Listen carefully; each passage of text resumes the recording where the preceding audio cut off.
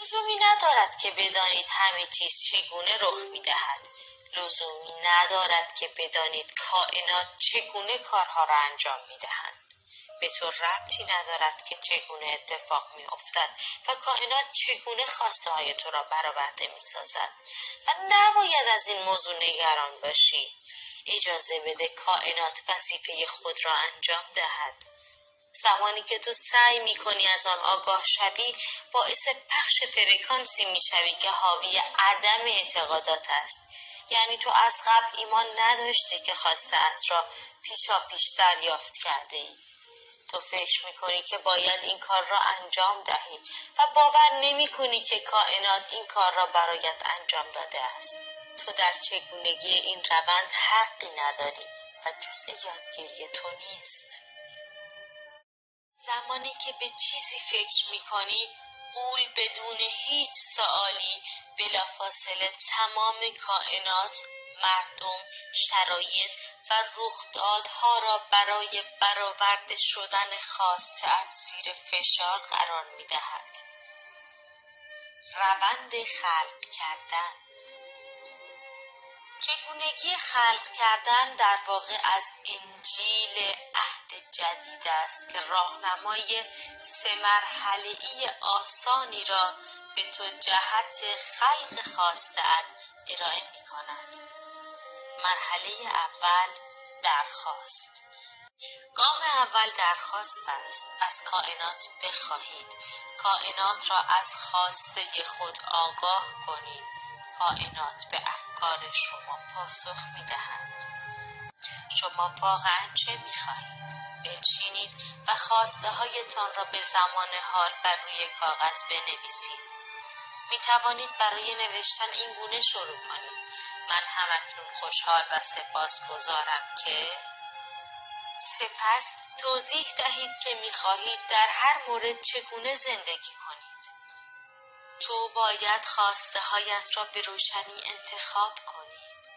اگر تو در مورد خواسته هایت شفاف نباشی، قانون جذب نمی‌تواند به خواسته های تو جامه عمل بپوشاند. اگر تو فرکانس هایی در هم و بر هم به کائنات بفرستی، نتیجه ای جز دریافت نتایج در هم و بر هم نخواهد داشت. شاید بخواهی برای اولین بار خواسته هایت را مشخص کنی. پس اکنون که می‌دانی توانایی داشتن هر چیزی را که دوست داری و یا هر کاری که می‌خواهی انجام دهی را داری و هیچ گونه محدودیتی هم وجود ندارد، حالا چه می‌خواهی؟ درخواست کردن در روند خلق گام اول است. پس آن را جزء عادات خود قرار بده. اگر میبایست چیزی را انتخاب کنی و نمیدانی کدام مسیر را پیش ببری، بپرس. تو نباید در هیچ موردی از زندگی سردرگم شوی. فقط درخواست کن. این واقعا جالب است که کائنات مانند کاتالوگ در دست شما باشد. در حال ورق زدن آن هستید و میگویید من دوست دارم این تجربه را داشته باشم. من دوست دارم چنین فردی را ملاقات کنم. اینها سفارشات شما به کائنات است. واقعا به همین سادگی است. لزومی ندارد خواسته هایت را بارها تکرار کنی. این درست همانند سفارشی است که از روی یک کاتالوگ میدهی. تو فقط یک بار سفارش چیزی را میدهی. روند خلق همین گونه است.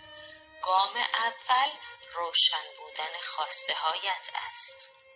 زمانی که آرامش ذهنی داشتی درخواست کن. باور داشتن است.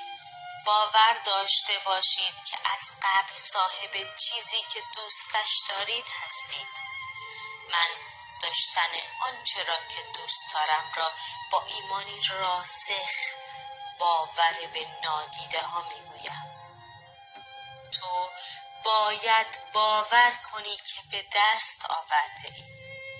تو باید بدانی آنچه را درخواست کردی در همان لحظه متعلق به تو شده است. تو میبایست اعتقاد راسخی داشته باشی. زمانی که از روی کاتالوگ سفارش میدهی خیالت راحت باشد، چرا که میدانی هر آنچه را سفارش داده ای دریافت میکنی و بدون اینکه در موردش فکر کنی به زندگی خود ادامه میدهی. به آنی به گونه ای بنگر که گویی از همکنون صاحب آن هستی. مطمئن باش به هنگام نیاز به سراغت خواهد آمد. پس اجازه بده بیاید. بیتاب و نگران فقدان آنها نباش. فکر کن از قبل صاحب آن بوده ای و گویی همکنون در دستانت است. رابرت